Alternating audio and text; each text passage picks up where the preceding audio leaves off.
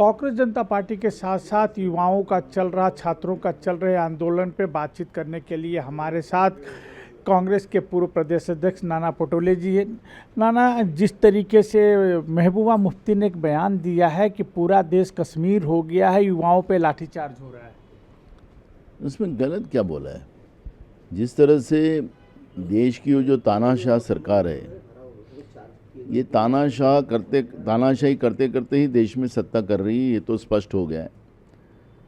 NEET के exam के paper leak होने के बाद जिस तरह से देश भर में बच्चों ने सुसाइड किया, हजारों परिवार बर्बाद हुए, कम से कम मिनिमम 10 लाख रुपया एक नीट के एग्ज़ाम के लिए मीडियम क्लास और गरीब को खर्चा करना पड़ता है। वो उनके आवक के बाहर रहता है। तो मुझे लगता है कि ऐसे समय में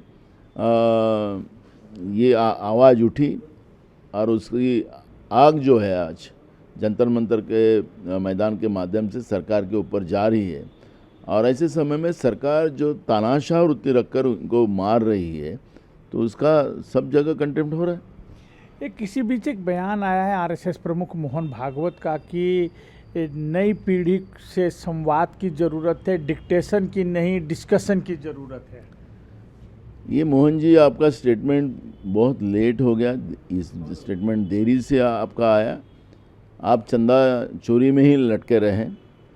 जब आपके ही नागपुर शहर में बच्चे ने नीट की एग्ज़ाम पेपर लीक होने के बाद जो सुसाइड किया था, उसी समय आप रिमोट कंट्रोल मोदी सरकार पे लगाते तो मुझे लगता कि आज का दिन ये देश को देखने नहीं मिलता।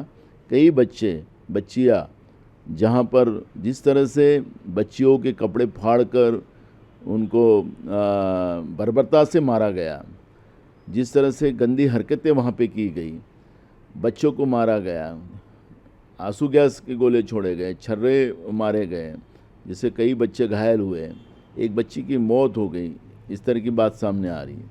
तो मुझे लगता है कि मोहन जी, आज जो आप बोल रहे हैं वो आपका जो मुद्दा है, आपने लेट उसको बहुत देरी हो गई है। और तो इसलिए मोहन जी को, क्या वो बड़े आदमी है, इसको मैं तो सलाह नहीं दे सकता, लेकिन देरी हो गई है।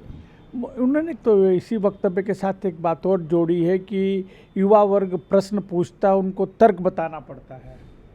तो बिल्कुल तर्क बताना ही पड़ेगा, तो लेकिन समय के पहले करना पड़ता है ना। जब यह माहौल बनते जा रहा था, बिगड़ते जा रहा था, तब अगर मोहन जी ने ये बातें मोदी सरकार को आप रिमोट कंट्रोल यूज़ किए रहते, तो ये बात आपकी हो जाती। और देश में इस तरह से पूरे बच्चों को, देश भर के बच्चों को रास्ते पे आने की ज़रूरत नहीं पड़ती। आज पूरे भारतवर्ष में कांग्रेस इसको प्रोटेस्ट कर रही है, कैंडल मार्च निकाल रही है। क्या अन्य दलों के सहयोगी दल हो या विपक्ष के जो दल हो, उनको आग्रह कर रहे हैं कि इसमें शामिल हो? देखो, ये कांग्रेस का आंदोलन नहीं है, ये हम लोग उसके थोड़े आगे आए हैं।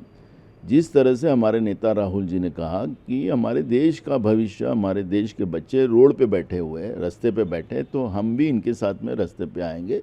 और इसलिए हमने पूरे देश भर में यह आंदोलन की शुरुआत की है, वो बच्चों के लिए, उनके भविष्य के लिए। तो मुझे लगता है कि यह आंदोलन पॉलिटिकल नहीं है, ये बच्चों के भविष्य का आंदोलन है। और इसलिए मुझे लगता है कि सभी दलों ने, इवन अंधभक्तों ने भी इस आंदोलन में बच्चों के लिए सहभागी होना चाहिए, ये हम कहेंगे। कल मनसे और उद्धव ठाकरे भी एक मंच पे आ रहे हैं, क्या उसमें आप लोगों की सहयोगी पार्टी थी? यहाँ पे उन्होंने जब राम रक्षा स्रोत का पठन किया तो उस समय कांग्रेस के लोग उस मंच पे मौजूद थे, तो क्या उस मंच पे फिर आप लोग पहुँचे? नहीं, हमारा तो यह आंदोलन चालू हो गया। जब तक बच्चों को न्याय नहीं मिलेगा, जब तक हम लोग जो भी बच्चों के लिए आंदोलन करेंगे, हम रहेंगे। मैं इसलिए आपको कहा कि हमारा भी यही कहना है कि आज हमारा आंदोलन है, सब ने उसमें इन्वॉल्व होना चाहिए। तो कल रहेगी कांग्रेस वहाँ पे? मैंने कहा मैंने तो आज हम आंदोलन कर रहे हैं ना, तो कल भी करेंगे, रोज करेंगे जब तक बच्चों को न्याय नहीं मिलेगा। कांग्रेस के पूर्व अध्यक्ष ने साफ तौर पे कहा कि आरएसएस प्रमुख मोहन भागवत का वक्तव्य काफ़ी देर से आया, ये वक्तव्य काफ़ी पहले आ जाना चाहिए था। कैमरा पर्सन भूषण के साथ योगेंद्र तिवारी, इंडिया टीवी, नागपुर।